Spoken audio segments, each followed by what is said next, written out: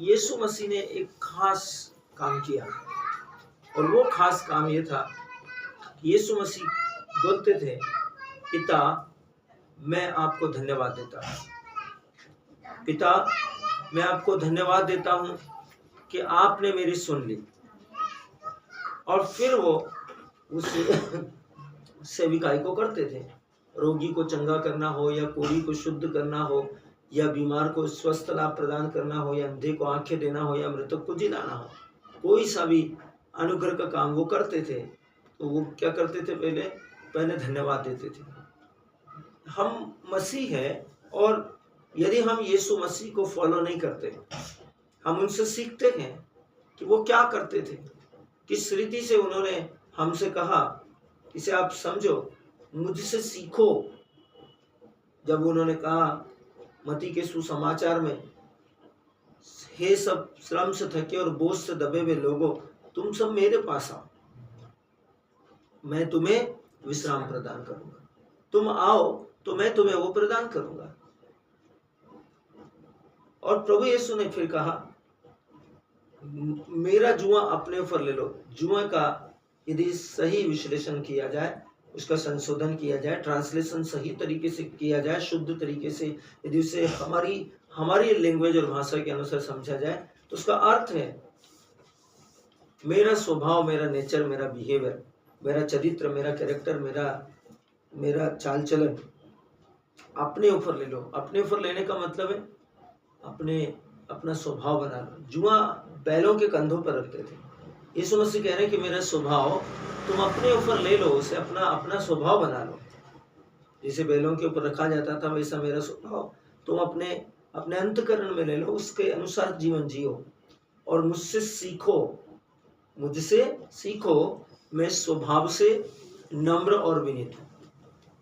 तो प्रभु यीशु मसीह हमेशा आपको कहते हैं मुझसे सीखो। तो वो क्या कर रहे हैं, कैसे कर रहे हैं, कैसे वो गेत्सेमनी की बारी में गए, कैसे उन्होंने घुटने टेके, कैसे उन्होंने आग्रह के साथ, आंसुओं के साथ प्रार्थना की, अपनी विपत्ति परिस्थिति का कंडीशन में कैसे परमेश्वर के सामने, जैसे फिलिपी 4:6-7 में कहा गया है कि विनय तथा धन्यवाद के साथ अपना निवेदन प्रभु के चरणों में प्रस्तुत करें। तो यीशु ने हमें उदाहरण दिया और कहा कि मुझसे सीखो, इसे देखो और सीखो।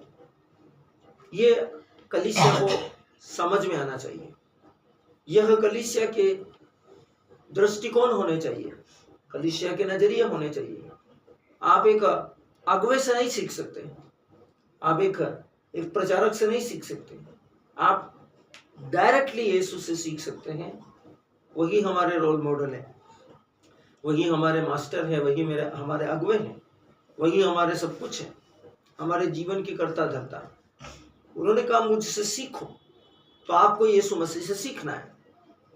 कैसे वो स्तुति करते हैं, उन्होंने प्रार्थना को कितना इंपॉर्टेंस दिया, हर सुबह उठकर वे प्रार्थना कर रहे हैं।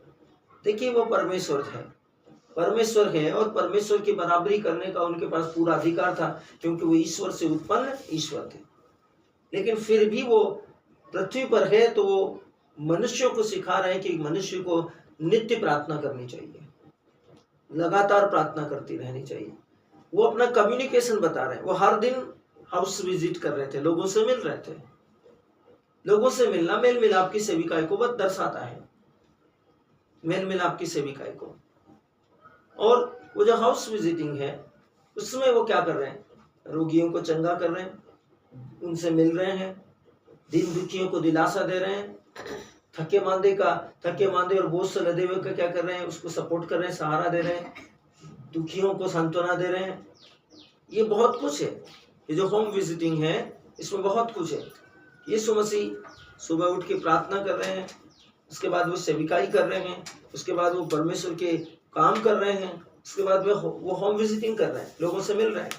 उसके बाद वो क्या कर रहे हैं, देखिएगा, वे आपसे कह रहे हैं मुझसे सीखो, मेरे स्वभाव से सीखो, मेरे नेचर से सीखो, मेरे आचरण से सीखो, मेरे वचन से सीखो। वो आपको सिखा रहे हैं। और उनके जो जीवन है, उन्होंने कहा यदि तुम मुझ में रहो और तुम में मेरी ये शिक्षाएं जो मैंने तुमसे कही है वो बनी रहेगी। इसका मतलब है कि आपके जीवन के हर मामले में आपको सुसमाचार के अकॉर्डिंग लाइफ जीना है। हर मामले में सुसमाचार के अनुसार जिंदगी बसर करना है, जिंदगी जीना है। सुसमाचार के अनुशासन में, सुसमाचार के नियंत्रण में, सुसमाचार की आशीषों के अनुसार, सुसमाचार की शब्दों के अनुसार आपको अपना जीवन जीना है। उन्होंने अपने जीवन को ईश्वर के वचन पर आधारित आज्ञाकारी और आज्ञा पालन जीवन जीने का नमूना आपको दिया है। आप अपनी मर्जी का जीवन नहीं जी सकते कि जो आपको अच्छा लग रहा है आप वो करेंगे, जो आपके अगुवों को अच्छा लग रहा है आप वो करेंगे, जो समाज के अगुवों को अच्छा लग रहा है आप वो करेंगे। नहीं, ये ईश्वरी सेवा नहीं है। जो प्रभु को अच्छा लग रहा है वो कीजिए, जो परमेश्वर को पसंद है वो कीजिए। बाइबल कहती है मनुष्य पर भरोसा करने से कहीं अधिक अच्छा है कि ईश्वर पर भरोसा किया जाए। इससे फर्क नहीं पड़ता।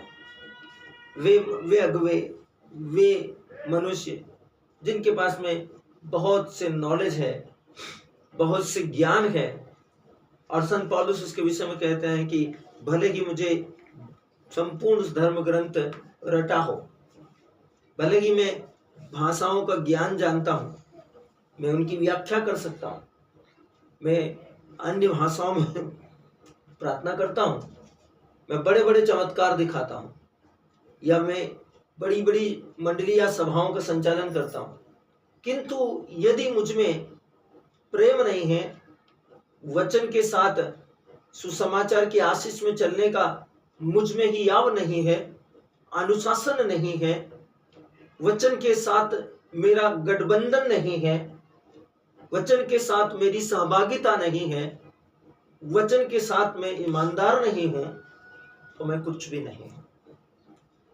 तो प्रभु यीशु मसीह ने आपको क्रिस्तीय जीवन के, उनके अनुसरण करने वाले जीवन के उदाहरण और नमूने दिए हैं। और सबसे पहला नमूना था कि वो अपनी सेविकाई में अपने दिन की शुरुआत प्रार्थना से कर रहे हैं, अपनी जो रात है वो प्रार्थना में बिता रहे हैं। ये दो एक बड़े सिद्धांत यीशु मसीह के। फिर उसके बाद वो पूरे जो दिनचर्या है दिन भर की, वो वचन के अनुसार जी रहे हैं, वो अपने जीवन में वचन जी रहे हैं। यीशु ने कहा मनुष्य रोटी से नहीं जीता, वो ईश्वर के मुंह से निकले हुए वचन से जीता है। वो वचन से जी रहे हैं, वचन का पालन करते हुए। कठिन नहीं है।